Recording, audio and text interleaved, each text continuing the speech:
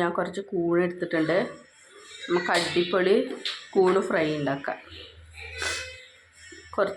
ഒരു സവോള എടുത്തിട്ടുണ്ട്, പിന്നെ കുറച്ച് പച്ചമുളക് എടുത്തിട്ടുണ്ട്. ഇനി നമുക്ക് ഫ്രൈ ഉണ്ടാക്കാം, കൂൺ ഫ്രൈ.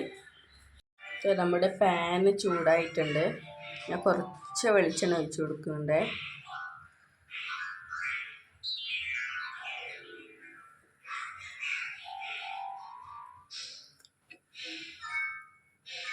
വെളിച്ചെണ്ണ ചൂടായിട്ട് സവോള ഇട്ട് കൊടുക്കുന്നുണ്ട്.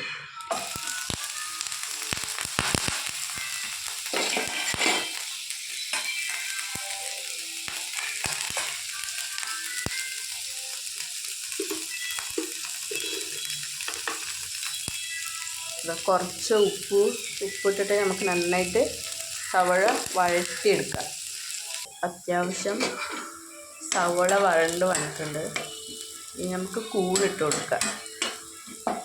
കൂണ് വഴണ്ടിട്ട് അതിൻ്റെ ഉള്ളിലത്തെ വെള്ളം മുഴുവൻ പോയിട്ടതിന് ശേഷം ലോ ഫ്ലെയിമിലാക്കിയിട്ട് മസാല ഇട്ട് കൊടുക്കാം. നന്നായിട്ട് ഫ്രൈ ആയിട്ടുണ്ട്. അതിലേക്ക് നമുക്ക് കുറച്ച് മഞ്ഞൾപ്പൊടി,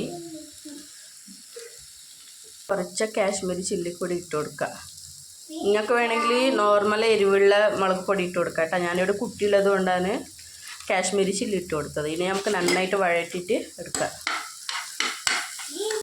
മഷ്റൂമിനെല്ലാം വരണ്ടിട്ട് നമ്മൾ മഞ്ഞൾപ്പൊടിയും മുളക് പൊടിയെല്ലാം നല്ല പിടിച്ചിട്ട് വണ്ട് വന്നിട്ടുണ്ട്. ഇനി നമുക്ക് ലാസ്റ്റായിട്ട് കുരുമുളക് പൊടി കുറച്ച് ചേർത്ത് കൊടുക്കാം.